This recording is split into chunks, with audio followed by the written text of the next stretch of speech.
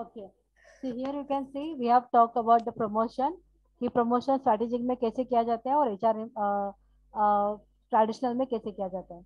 Now we'll talk about the placement. Placement कैसा होता है ट्रेडिशनल में और HRM में. Under traditional HRM there is lack of emphasis on systematic placement of employees, but when we talk about the strategic HRM it considers systematic placement of employees like right person for the right job here.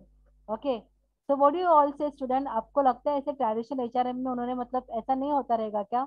मतलब मैंने आपको एक example के form में दिया है कि traditional HRM can be like consider into the government. Government sector में इस टाइप का एचआरएम रहता है करके मैनेजमेंट रहता है. सो आपको लगता है कि गवर्नमेंट सेक्टर में right person on the right job नहीं होता है? What is your view on this? Yes, it's a general one I am asking, I just want your point of view. क्या लगता है आपको कि गवर्नमेंट सेक्टर में right person on the right job नहीं होता है क्या? On what basis they are basically selecting the recruiting the people? What do you all say? अच्छा, चैटिंग तुम लोग चैट करोगे, रुको. अच्छा, Medun is saying yes, government sector में यस, बिकॉज मेरा भी ऐसा पॉइंट ऑफ व्यू है कि गवर्नमेंट सेक्टर में जनरली क्या किया जाता है, एक तो एक कॉम्पिटिटिव एग्जाम रखा जाता है और दूसरा क्या रहता है कि वहाँ पे इंटरव्यू. अभी रही बात कॉम्पिटिटिव एग्जाम की, बीइंग वेरी ऑनेस्ट, तुम लोग वहाँ पे अकाउंटेंसी के लिए मतलब एज ए सीए और even we can say as a clerk अगर तुम लोग वहाँ पे जॉब पे लग रहे हो कोई भी गवर्नमेंट सेक्टर में, तो उसके लिए we need to study history, geography, then again the English, then math और करंट अफेयर. ये सब हम लोग को वहाँ पे एग्जाम में पढ़ना पड़ता है उनके कॉम्पिटेटिव एग्जाम के लिए. ओके, सो ये सब का वो जो प्रोफाइल रहेगा उसके साथ क्या कनेक्शन है? प्रोफाइल जब एज अ क्लर्क हम लोग काम करते हैं वो तो कुछ अलग ही रहता है. मतलब जो वहाँ पे उन्होंने क्राइटेरिया रखा हुआ है कि नहीं इसके according the people will going to get a job, so that is not a correct way to correct way of choosing the employee. Okay, लेकिन स्ट्रैटेजिक एचआरएम में क्या रहेगा कि अगर if it is anything related to the medical और we can say engineering field से related कुछ काम है, तो वहां पे जो लोगों को लिया जाता है जिनका बेस बेसिकली इंजीनियरिंग रहेगा और उन्होंने वो इंजीनियरिंग करते करते वो सब सीखा रहेगा पढ़ा रहेगा, they should have the knowledge of that, उन्होंने उससे रिलेटेड किसी कंपनी में काम भी करना चाहिए, ऐसा कोई प्रोफाइल उन्होंने पहले भी हैंडल करना चाहिए, तो उसके अकॉर्डिंग वहां पे जॉब पे रखा जाता है. Okay, so therefore we are saying when all this point is being considered, so therefore we are saying under strategic management the right person is being is placed for the right job. Okay, ऐसा वहां पे कहा जाता है. so I think मेरे हिसाब से भी वही स्ट्रेटेजी, अगर आप लोग जनरली गवर्नमेंट सेक्टर्स में देखोगे so they always say we need a graduate. So graduate can be anyone. Graduate can be art student, can be commerce, can be engineering students also, can be even doctors. Okay, जो MBBS करते हैं वो भी उनको भी graduate कहा जाएगा. ठीक है, तो वो लोग भी कहीं जॉब नहीं मिला तो they can also appear as a clerk. वो लोग भी एज अ क्लर्क काम पे आ जाते हैं. तो कहाँ पे उनके क्वालिफिकेशन के, उनके नॉलेज, उनके एक्सपर्टीज के अकॉर्डिंग उनको वहां पे जॉब पे रखा हुआ है वो समझ में नहीं आता है. Okay, so therefore we are saying under strategic HRM their way of selecting the people is in such a way like the right person will going to place on a right job. Then we'll talk about the quality of work. Traditional HRM gives more importance to the quantity of work, but strategic HRM give a lot of emphasis on the quality of work or the performance. ठीक है, तो यहाँ पे traditional में quantity को ज्यादा importance दिया जाता है, स्ट्रेटेजिक में क्वालिटी को ज्यादा इंपॉर्टेंस दिया जाता है. Then the next one here, retention of employees. There is lack of emphasis on retention of employees. No special measure are taken to retain employees. And there under strategic HRM, special scheme are designed to retain employees such as retention bonus and other loyalty program to retain competent employees. Okay, now you tell me, student, regarding retention, do you really think so that government sector like they are able to retain the employee या फिर private sector ज्यादा retain करता है employees को? क्या है आपका point of view, क्या है? कौन सा सेक्टर ज्यादा रिटेन करता रहेगा, गवर्नमेंट सेक्टर और the private sector? Yes, what do all से? रिटेन करना मतलब वही सेम लोगों को कंटिन्यूअसली रखना बहुत सारे सालों तक. ये कहाँ पे होगा, गवर्नमेंट सेक्टर पे होगा ज्यादा या प्राइवेट सेक्टर पे? Come on speak up. और okay, Only Medun is giving me answer, huh? Okay, Medun has written government sector. It is very true. See, why the government sector is able to retain the employee? Because वहाँ पे बोलते ना हम लोग psychological pressure को ज्यादा नहीं रहेगा कि ये काम नहीं हुआ, ये वो काम नहीं हुआ, आपको जॉब पे से निकाला जाएगा. So for 24 hours you don't need to work for that what we can say, for that particular company जो गवर्नमेंट सेक्टर के अंडर है करके. ठीक है. लेकिन अगर हम लोग प्राइवेट सेक्टर की बात करेंगे तो हमें वहाँ पे 24 आवर्स काम करना पड़ता है, कि जहाँ पे हमारा प्रोडक्टिविटी कहीं पे भी कम ना हो. लेकिन देर आर मेनी, तो मेरे यहाँ मेरे हिसाब से गवर्नमेंट सेक्टर में बहुत ज्यादा बेनिफिट्स एंड फैसिलिटीज रहती है करके they are able to retain the employee. Okay. So what they are saying here कि स्ट्रेटेजिक मैनेजमेंट में भी क्या होता है, strategic management sorry strategic HRM में भी क्या होता है कि वहां पे भी रिटेन करने के लिए, किसी भी एम्प्लॉय को रिटेन करने के लिए बहुत ज्यादा बेनिफिट्स और फैसिलिटी लॉयलिटीज उनको प्रोवाइड की जाती है. तो आप लोग बोलेंगे मैम लेकिन बहुत सारे प्राइवेट सेक्टर ऐसे नहीं करते. Yes, I totally agree with you. ऐसे नहीं करते बहुत सारे प्राइवेट सेक्टर की जो किसी भी एम्प्लॉयज को रिटेन करने के लिए उनको कुछ ना कुछ फैसिलिटी देती है. बहुत कम. और बेसिकली जो बहुत what we can say large scale companies है, they are able to provide this kind of facilities to their employees, कि बोनस उनको प्रोवाइड करना है, कुछ अच्छा काम किया तो उनको कार गिफ्ट दे देना है, घर गिफ्ट में देना है. So this kind of also benefit is being provided to the people and that all will be considered into the strategic HRM. So अभी गवर्नमेंट सेक्टर में भी ऐसे होता है. गवर्नमेंट सेक्टर में okay you have been appointed on this particular position, चलो तो उनको रहने के लिए क्वार्टर्स दे दो. देन अगर उनको बोनस मिलता है, उनको मेडिकल लीव मिलता है ना. इवन इतना ही नहीं तो अभी एक नया भी आ चुका है कि अगर if your child is there in the 10th standard और द 12th स्टैंडर्ड और आपको उसके पढ़ाई के लिए छुट्टी चाहिए, तो वहां पे भी विद पेमेंट आपको 1 महीने का छुट्टी दिया जाता है. So that kind of a benefits are there and therefore in the government sector that the people are able to retain in that particular company. Okay. So ये हो गया अपना retention of employees. Now the next point is selection.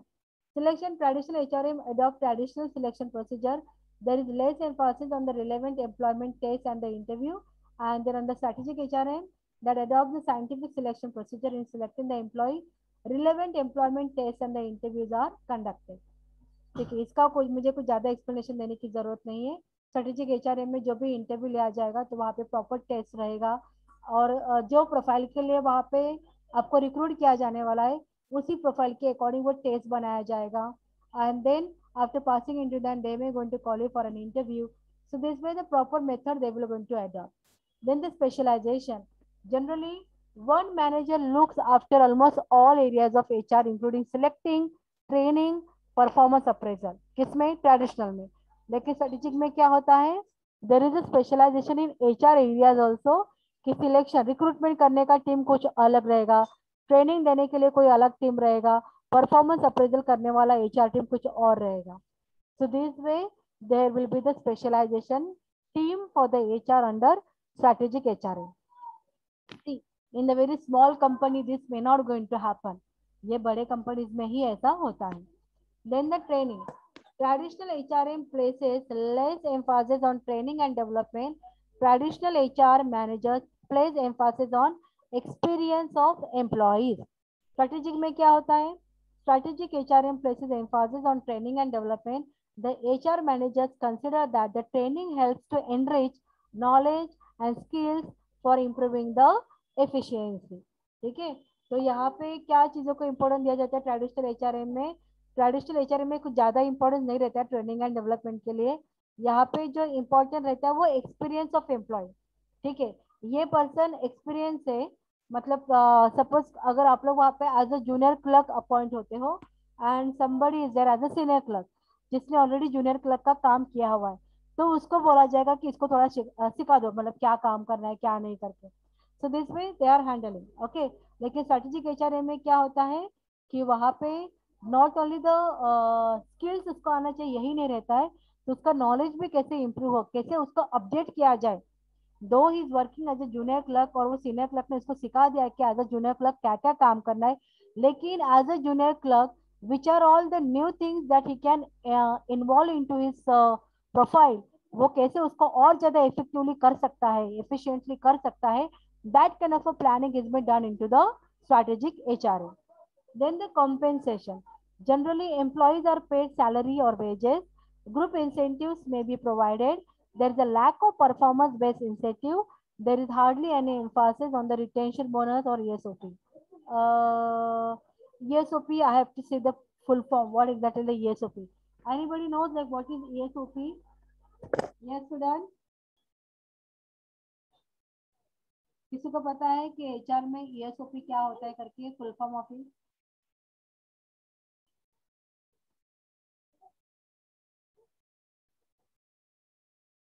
I am telling you, यहाँ पे ESOP मतलब employee stock ownership plan. So employee stock ownership plan, it refers to an employee benefit plan which offers employee and ownership interest in the organization. अच्छा मतलब आप लोगों ने देखा रहेगा मतलब बहुत सारे कंपनीज इवन उनका जो स्टॉक रहता है, उनका जो शेयर्स रहता है वो अपने कंपनीज को भी देता है, सॉरी अपने एम्प्लॉयज को भी देता है. ओके, तो that we can say as a ESOP.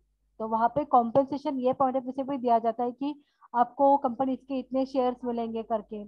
Okay, so that is again the shares का वैल्यू बढ़ता रहेगा.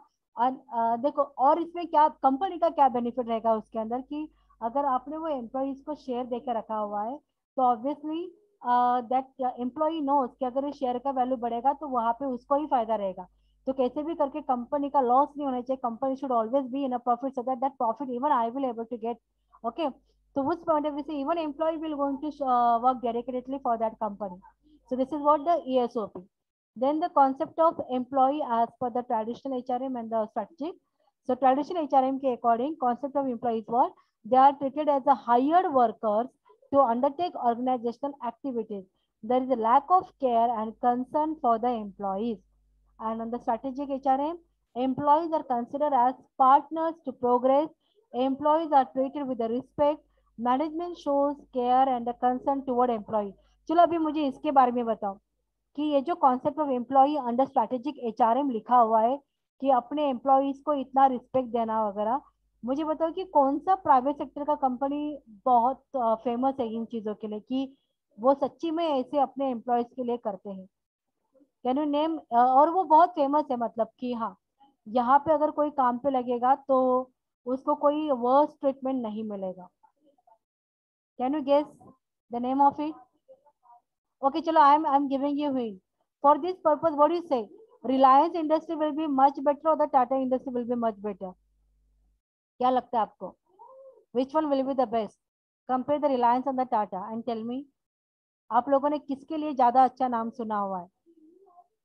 रिलायंस के लिए ज्यादा अच्छा नाम सुना है कि जो एम्प्लॉय को बहुत अच्छे से ट्रीट करता है या फिर टाटा के लिए?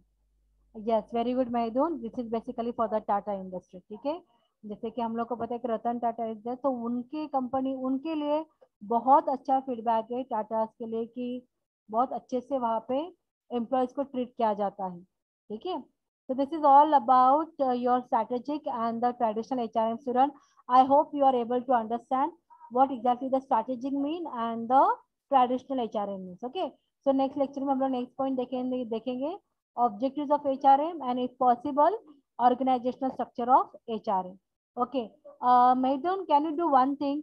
Can you please take the screenshot of our participant and then just send me on the WhatsApp? Can you do that? Yes, Maidun. This is only for your attendance. Okay. Okay, okay, okay. Chalo, I hope like you have taken the screenshot. So shall I end the meeting? Yes. कोई नहीं बोल रहा है यहाँ पे. Shall I end the meeting? Okay, okay, okay. Thank you so much and bye student. Bye Swapnil and bye Maidun. Only two are there. Chalo, bye.